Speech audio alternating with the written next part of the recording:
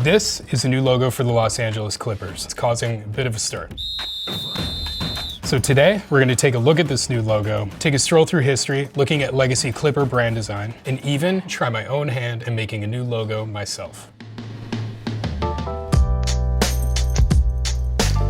So this logo was debuted in 2024. You're gonna see a lot of logos now. As teams do rebrand, they're almost always within a circle. The NBA kind of wants all these logos to tie together and feel like they're a part of a family. The second thing that you're going to see is the city name. The third obviously being the team name. In the case of this identity, they sit sort of on the same level of hierarchy. And the third main component is obviously the actual visual signifier. Once you get into the jerseys and all like the disparate elements of how the brand comes together, there's a lot of different ways that these things start to break apart. They have this red that gets brought in on the outside. They have this light blue, and it's anchored by the navy, which is a primary component of the logo. You have your C element. Within that C, you start to break down maritime elements. It's like a little bit of a compass going on. And then you have the ship, and within that ship, you have your hidden basketball element. Another common thing, so all teams have a directive to integrate a little bit of basketball imagery in a literal way, and the way that they did it is to add the texture around the ship. Historically, the NBA has generally been anchored in very literal basketball imagery. They're really trying to go back into finding a balance of how do you create something that both is anchored in the culture of the place, the culture of the team, the culture around the name, but then bringing in a little bit of that literal basketball imagery to try to find a balance. I am gonna design my own logo, but before we do that, we need to take a look at the logo through time. Started here, 1970 to 71, when they were in Buffalo. Very endemic of mid-century design at the time in general, even going outside of sports. Attributes, I would say flat, literal with the actual silhouette of the buffalo. 71 to 78, retaining the flatness, but you can see that they tried to make it somehow feel, I would say, energetic with the slanted type,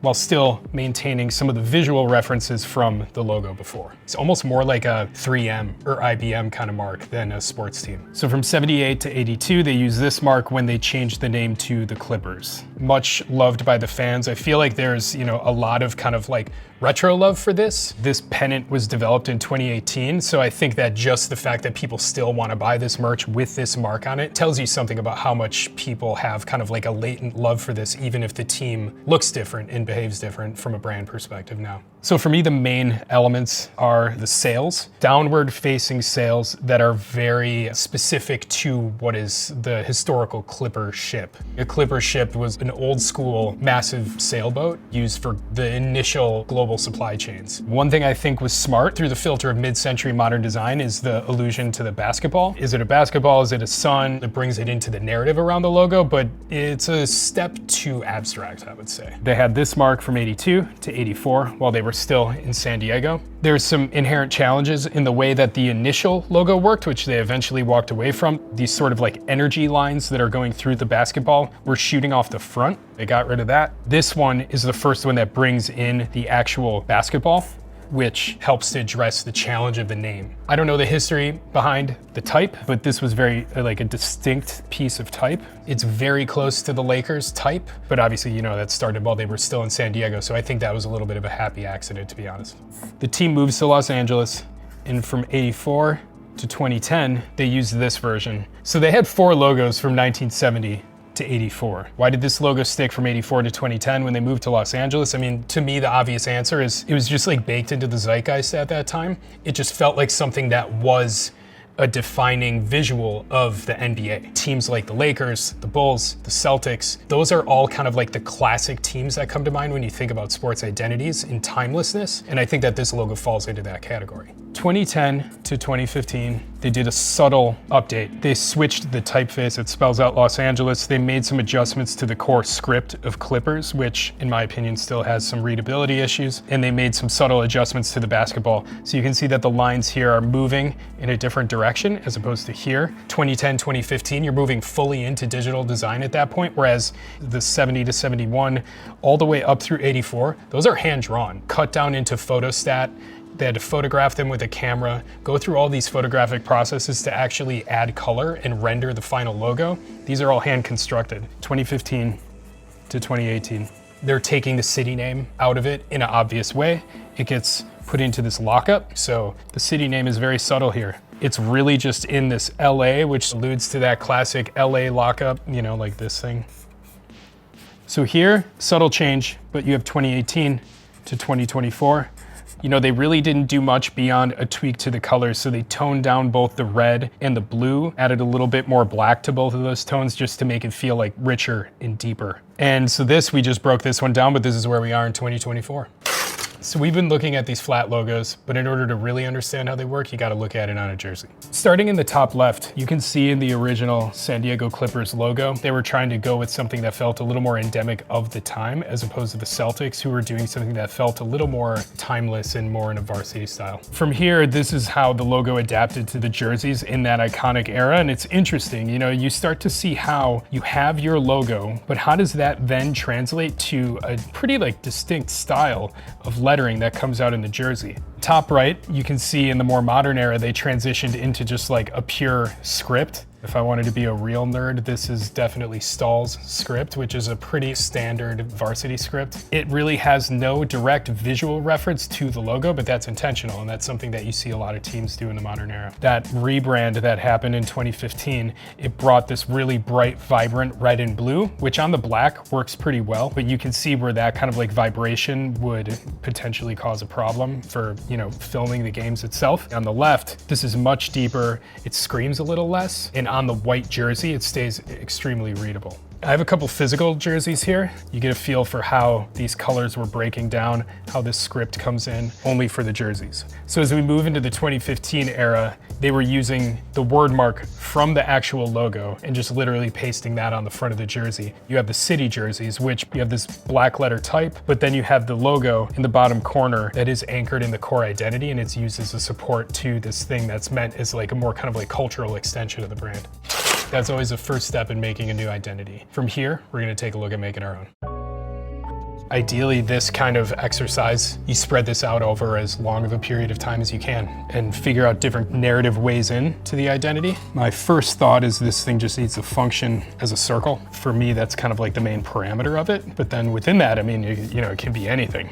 After going through where the team's been, I think there's a real opportunity to explore the original San Diego identity. We've done all this work to kind of look at where the team came from, trying to find some reference points. How can that just work in a more modern context? The two ingredients at play, you've got the sails, and we're trying to create some space to make a little bit more of an obvious basketball reference. So for me, it's an easy way to just split it in half.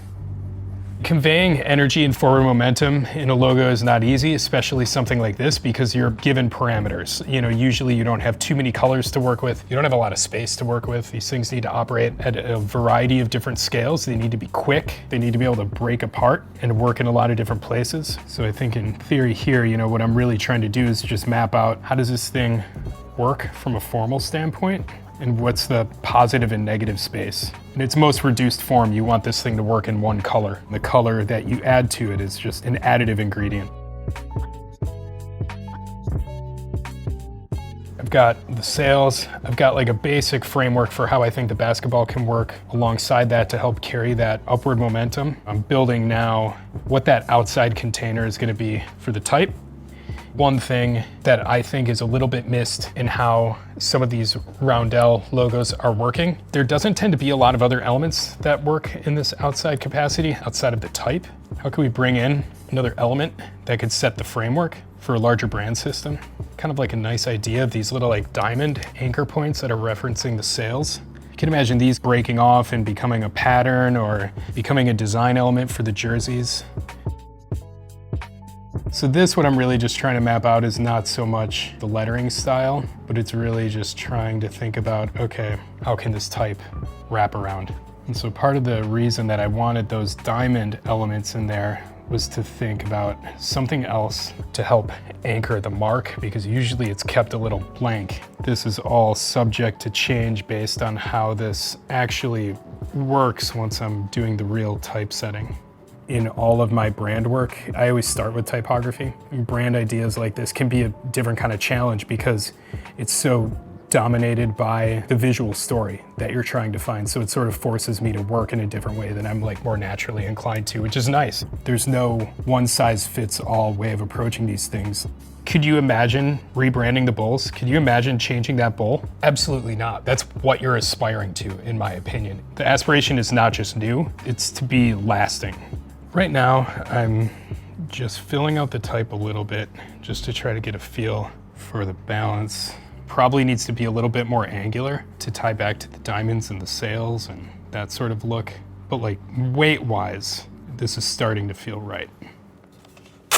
So the first sketch that I'm going to take into Illustrator is the main logo, starting from the inside out.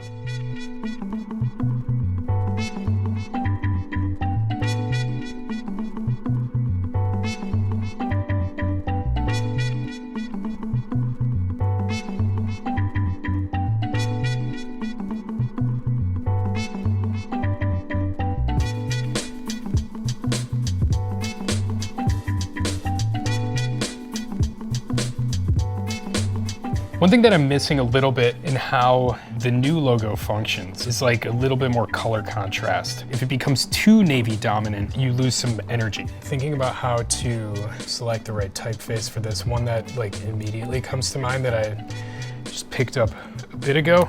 It's this typeface called Octic, which I got from Future Fonts, which is a really great typeface supplier. I feel like I evangelize for them pretty like endlessly, but it's basically like a Patreon for type almost. I had bought this a while ago. It's engineered, it's got some of the angles, but the straightness of it feels like it has like a nice counterbalance to some of like the roundness of the shape of the overall logo.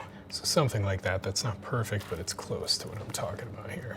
So here, little diamond shapes. I don't know if the scale here is totally right, but something like this. Something to just help kind of like ground the logo on either side. They probably need to be a little bit taller, but it's close. All right, so I feel pretty good about that. I tried to make it so that the exterior navy outline reflects the line work that's happening in here after I was able to finesse that a little bit. The light blue to give a nod to that portion of the color palette, and then you've got your little diamonds. So those feel like a good holding shape, and then you have this white type that sort of knocks out. All right, I think I'm good here. Time to move on to the Jersey script. This book in particular is specifically about the history of graphic design in France, but what I'm looking for is this one reference that pretty much immediately came to mind. A lot of people have seen this, the old vintage Saint Raphael ads. This style, it was developed by a designer named Charles Lupeau, which was also developed into an actual working typeface by someone. It's called Lupeau. So that's a benefit, is that it would actually be a digitized, usable thing for the brand to be able to use moving forward. You know, there's still some pitfalls here that I need to be careful of. Like, I don't want to go too retro with it, so I need to figure out what is a way that this can be updated and used in a dynamic way that is speaking about it in a way that is relevant to sport and not just like a decorative thing. It's very dense and very thick, so I think one thing that I would do is I would also just like make it a little thinner, make it a little more fine. Imagine one of those little diamonds from the logo snaps off and that becomes the basis for the L. So that's the point, is like just trying to figure out how you make these kind of like visual connections between the disparate elements. You know, the digital version is only going to get you so far. One thing that you'll notice in the P in my reference is that it's open, but I would want it to be more closed off, you know? Like I want it to feel a little more like this. Like I want to figure out how to stay with the same sort of energy, but need to retain some readability. Part of the reason that I think this works well is if you put this type in a sport context and you take it out of this kind of like Art Deco, old school liquor advertising, it has a really kind of like interesting aggressive energy that I think it adds a complementary piece to the equation, where you have your round logo that's containing all of these round shapes, but then within those shapes there's these angles. So it's kind of like an interesting balance where then this script is like entirely about this aggressive angular thing. This part is kind of tough, thinking about that connection. I'd have to see how these letters actually connect once I get them into the computer. The S is probably like the toughest form in the way that this type was built out. He really built that for this Saint Raphael lockup, which you can see he emphasizes Raphael, so the Saint was supposed to be a little bit reduced. So I think the S is gonna be something I'm gonna have to take in a totally different direction to make it work. Part of it is like his constraints and the way that he built it out. You can see there's like a little grid and kind of like stayed within this grid in a really specific way, but here we don't have to stick to those rules. It's just, I'm just trying to capture the spirit of it. It's probably gonna require an outline for holding. The color, that's something that you almost always have to do with these jersey logos anyways, because you need to figure out a way to express all the elements of the color palette. People love vintage advertising that looks like this for the same reason that they love the vintage logos that I was talking about, where like they love feeling that human hand. For me, that's also a big balance of what I try to do is I try to not over-engineer the type intentionally. People don't want perfect, people want something that feels real. I feel really good about where we're at. Because I think that the color is actually a little bit more integral to the way that this is gonna work, I'm just gonna go ahead and give myself a red base to work on. So like I said, there's a version of the Lupo script. So that'll be my starting point here, which obviously gets me pretty far in terms of what I was trying to sketch out before. So to get this font working the way I want it to, I have to adjust the spacing, and then two, the biggest thing is just these P's are like too unreadable. For our purposes, we need this thing to be on the front of a jersey, and it just has to be immediate. You need like a 2-second read, if that. You need like a half-second read. It needs to be punchy, it needs to stay clear. That can be solved pretty easily. I need to open it up a little bit because it gets a little chunky. Immediately feels more readable. For consistency's sake, I don't want to be making the same moves twice, so I'm just going to copy that P. Good trick that I learned also from design type graphic master Kimu Meyer, who was a partner at Doubleday when we were working on the Bucks project. A little shear tool on this stuff gives it a little bit of a skew, and it can like help to create like a little bit more of like an interesting shape, because the challenge with doing this stuff on a computer is trying to maintain like a little bit of like a human hand, and Kimu is probably like the best at that. I've never seen someone use the computer and manipulate it the way he can, so definitely learned a lot from him. Don't have to over-engineer it, but I feel like that's pretty close. I could work on these things forever, but I feel good. Let's send them off to print.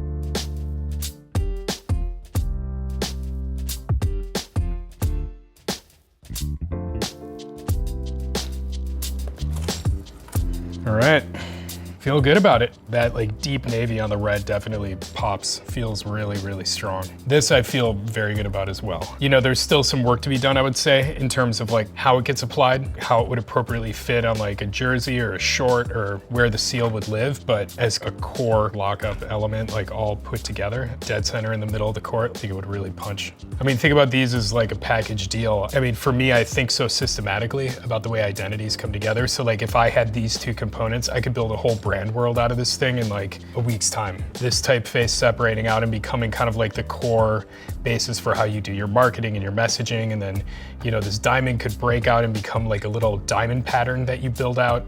This script, not just on a jersey, imagine that on like a hat. It could reverse out into the other elements of the color palette. I'm feeling very good about this as a starting point. Also got to print it up on a shirt just so we could see how it feels in a more kind of like, you know, literal, like tactile way, thinking about this as something that sits on a garment. I feel like I could see people actually wearing this thing. A lot of people will say like, does it pass a t-shirt test? And that's something that I do. Like even while I'm developing things, I'll just build a little like t-shirt mock-up and throw something on it to see if it's working. And I have to say, I feel like this passes a t-shirt test. Thanks for watching. Hope you found this insightful, and let us know in the comments what team you want us to take a look at next.